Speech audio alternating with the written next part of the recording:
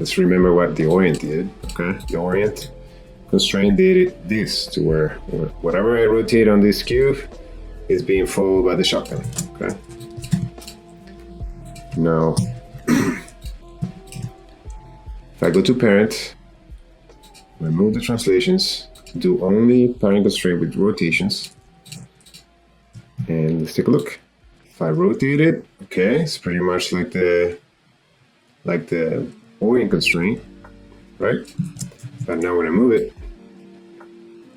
nothing happens. It's very much like that orient constraint. Okay.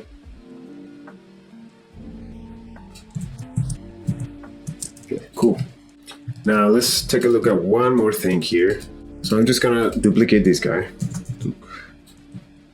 Okay.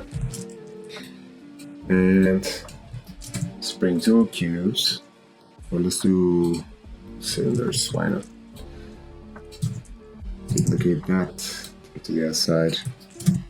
So something I can do with constraints as well is to where something can follow two objects. So as you remember, for constraints, we select the parents first.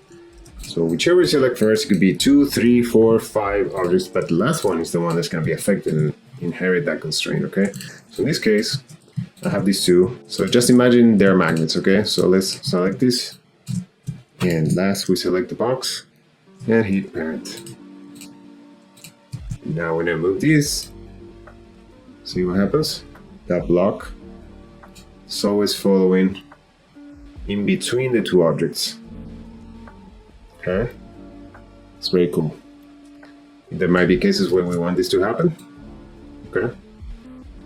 There might be cases where we don't, but that's how this works. So it's always calculating the in-between of that position that you initially had it at.